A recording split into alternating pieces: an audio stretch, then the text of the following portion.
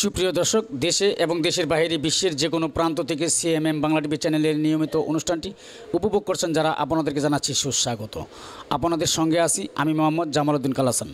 আজকে আমি এই মুহূর্তে উপস্থিত আছি গাজীপুর জেলা শ্রীপুর উপজেলার মাওনা চৌরাস্তা মাওনা রোডে। যিনি আজকে অতিথি হিসেবে উপস্থিত রয়েছেন, শুরুতে আপনাদের সাথে পরিচয় করিয়ে দিচ্ছি। তিনি হচ্ছেন হ্যানিম্যান হোমিওল ডাক্তার আনম বজলুর রশিদ। তিনি দীর্ঘদিন যাবৎ হোমিও চিকিৎসা দিয়ে আসছেন। তো তিনি কী কী চিকিৎসা দিয়ে আসছেন এ সম্পর্কে আজকে জানবো। তো শুরুতে আমি ওনাকে সিএমএম বাংলা টিভি চ্যানেলের পরিবারের পক্ষ থেকে ধন্যবাদ জানাচ্ছি। আসসালামু আলাইকুম, আমি ডাক্তার আনম বজলুর রশিদ, সিএমএম বাংলা টিভিকে ধন্যবাদ জানাচ্ছি। ধন্যবাদ। যিনি আজকে কথা বলবেন এখন, যে আজকে যে চেম্বারে বসছি, চেম্বারটি হলো হ্যানিম্যান হোমিও হল। এখানে দুইজন ডাক্তার বসেন, বিশেষজ্ঞ দুজন ডাক্তার। একজন হলেন ডাক্তার আনম বজলুর রশিদ, আর একজন হচ্ছেন ডাক্তার লাইলা বিলকিস পারুল। তো দুজনকে আমি সিএমএম বাংলা টিভি চ্যানেলের পক্ষ থেকে স্বাগত জানিয়ে শুরু করতেছি। যে প্রথমে ডাক্তার আনম বজলুর রশিদ স্যারের কাছে। স্যার, আপনি হোমিও চিকিৎসা, ব্রেস্ট ক্যান্সারের যে চিকিৎসাটা করছেন এই সম্পর্কে কিছু কথা বলুন। সারা বিশ্বে ব্রেস্ট ক্যান্সার সংখ্যা বা রোগীর সংখ্যা দিন দিন বাড়ছে। সেই সাথে বাংলাদেশেও প্রায় অধিকাংশ মহিলা এই ব্রেস্ট ক্যান্সারে আক্রান্ত হচ্ছে। তা এখন ব্রেস্ট ক্যান্সার থেকে মুক্তি পেতে হলে, যেহেতু ক্যান্সার একটা অজানা কারণে এটা লাইফস্টাইল ডিজিজ, তা এখন এটা থেকে মুক্তি পেতে হলে আমাদের সুশৃঙ্খলভাবে জীবনযাপন করতে হবে, আমাদের রোগ প্রতিরোধ ক্ষমতা বাড়াতে হবে এবং নিয়মিত আপনার নিজের ব্রেস্টের পরীক্ষাগুলো আপনি করবেন। যখন আপনার ব্রেস্টে বা চাকা বা গুটা এরকম আপনি অনুভব করেন, অবশ্যই একজন বিশেষজ্ঞ চিকিৎসকের কাছে যাবেন। উনি পরীক্ষা নিরীক্ষা করে উনি আপনাকে জানাবেন যে এটা বিনাইন না ম্যালিগন্যান্ট। যদি ম্যালিগন্যান্ট হয় তখন ওই চিকিৎসক আপনার চিকিৎসা দেবেন। ধন্যবাদ, সুন্দর কথা বলেছেন। তো স্যারের কাছে আমি আরও কিছু জানবো। বিষয়টি হচ্ছে যে আপনি ব্রেন ক্যান্সার এবং টিউমার যে চিকিৎসাগুলো করছেন ওইগুলো সাধারণ জনগণের জন্য কিভাবে চিকিৎসা দিচ্ছেন, এই বিষয়টা নিয়ে কিছু কথা বলুন। আসলে হোমিওপ্যাথিতে মূল কথা হচ্ছে treat the patient not the disease. আমরা রোগের চিকিৎসা করি না, রুগীর চিকিৎসা করি। রুগীর টোটালি সিমটম, তার best symptom, mental symptom, modalities, desire, aversion, তো সমস্ত সিমটমের উপর ভিত্তি করে তার জন্য যে ঔষধটা প্রযোজ্য হয় আমরা সেই ওষুধটাই তার জন্য অ্যাপ্লাই করি এবং এভাবেই একজন ক্যান্সার সহ জটিল দুরারোগ্য রোগী ধীরে ধীরে সুস্থ হয়ে ওঠে ইনশাল্লাহ। তো স্যারের কাছে আমি আরেকটি বিষয় জানবো, যে সাধারণত রোগীরা যে টাকা পয়সার অর্থনৈতিকভাবে সংকটে থাকার কারণে অনেকে চিকিৎসা নিতে পারছেন না, তাদের জন্য আপনারা আপনাদের হোমিও চিকিৎসায় কতটুকু সহযোগিতা করতে পারেন এই বিষয়টা নিয়ে কিছু কথা বলেন। এখন আমাদের দেশে ক্যান্সার চিকিৎসা অনেকটা ব্যয়বহুল। এখানে লক্ষ লক্ষ টাকা খরচ হয়ে যায়। কোনো ব্যক্তি ক্যান্সারে আক্রান্ত হলে উনি নিজে অর্থনৈতিকভাবে ক্ষতিগ্রস্ত তো হয়ই, সেই সাথে তার পরিবারকেও অনেক ক্ষতিগ্রস্ত করে ফেলে। সেক্ষেত্রে যদি কোনো বিশেষজ্ঞ বা একজন অভিজ্ঞ হোমিও চিকিৎসকের কাছে আপনি চিকিৎসা নেন, সেখানে হোমিওপ্যাথিতে চিকিৎসার খরচ একেবারেই খুব নগণ্য।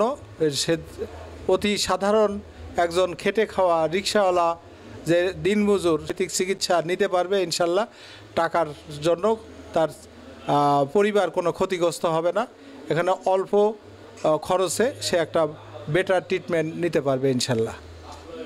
আপনি আগামী অগ্রযাত্রায় হোমিও চিকিৎসা কতটুকু এগিয়ে যেতে পারবেন বলে মনে করেন?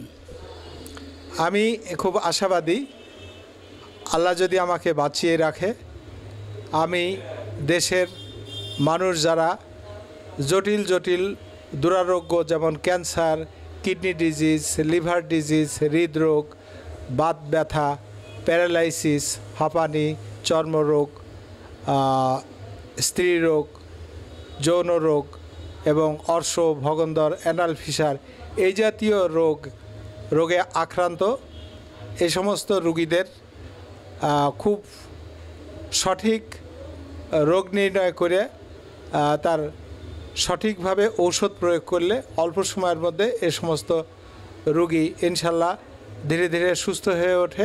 এটা আমার দীর্ঘ চিকিৎসা জীবনে আমি দেখেছি, তারা অস্বল্প সময়ের মধ্যে সুস্থ হয়ে ওঠে ইনশাল্লাহ।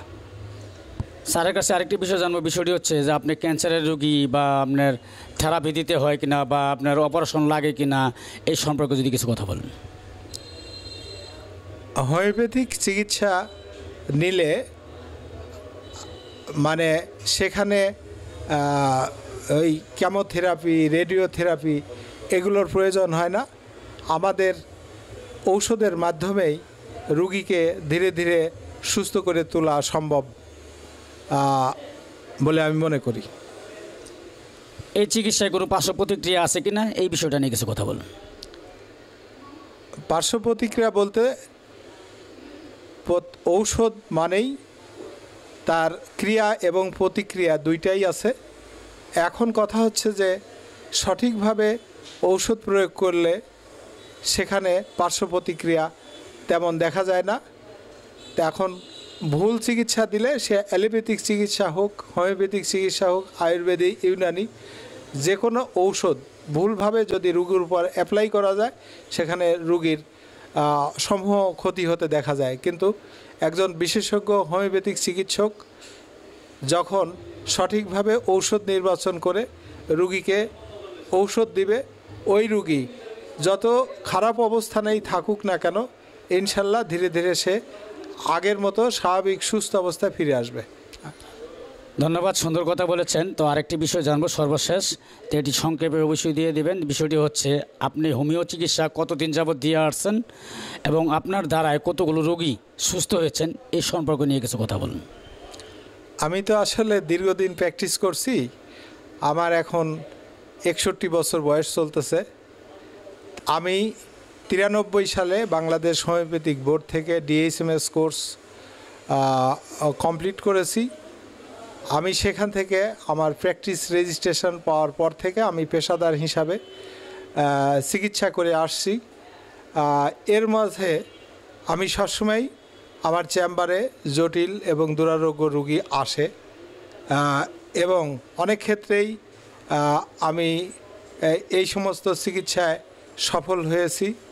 তবে সংখ্যা আমি এইভাবে ডেফিনিটলি মানে বলতে পারবো না। তবে আমার চিকিৎসায় অধিকাংশ রোগীই ধীরে ধীরে সুস্থ হয়ে ওঠে। দেশে বিদেশে বিভিন্ন জায়গা থেকে, আমাদের অনেক দূর দূরান্তের থেকে পেশেন্ট বা রুগী তা আমার চিকিৎসার জন্য আসে এবং তারা আমার চিকিৎসার সেবা নিয়ে তারা সন্তুষ্ট। স্যারের কাছে আমি আরেকটি বিষয় জানবো যে বর্তমান দেশের যে রোগীদের উদ্বুদ্ধ করার জন্য তাদের বিষয়টা নিয়ে যদি আপনি কিছু কথা বলেন। আমাদের প্রচলিত চিকিৎসা ব্যবস্থায় অ্যালোপ্যাথিক চিকিৎসার পাশাপাশি আমাদের দেশে অনেক বিজ্ঞ হোমিওপ্যাথিক চিকিৎসক আছে বিভিন্ন জেলায়, বিভিন্ন প্রান্তে। আপনি যেখানেই অবস্থান করেন না, আপনার আশেপাশেই দেখবেন একজন ভালো একজন অভিজ্ঞ হোমিও চিকিৎসকের কাছে যাবেন, ওনার চিকিৎসা নেবেন এবং এভাবেই আপনি কম খরচে অল্প সময়ের মধ্যে সুস্থ হতে পারবেন।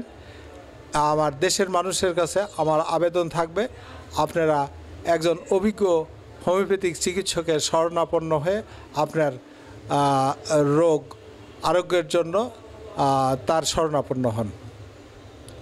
ধন্যবাদ স্যার, আপনাকে সুন্দর কথা বলেছেন সিএমএম বাংলা টিভি চ্যানেলে গুরুত্বপূর্ণ সময় এবং মূল্যবান কথা বলার জন্য আপনাকে সিএমএম বাংলা টিভি চ্যানেলের পরিবারের পক্ষ থেকে অসংখ্য ধন্যবাদ জানাচ্ছি। আপনাকেও অনেক ধন্যবাদ।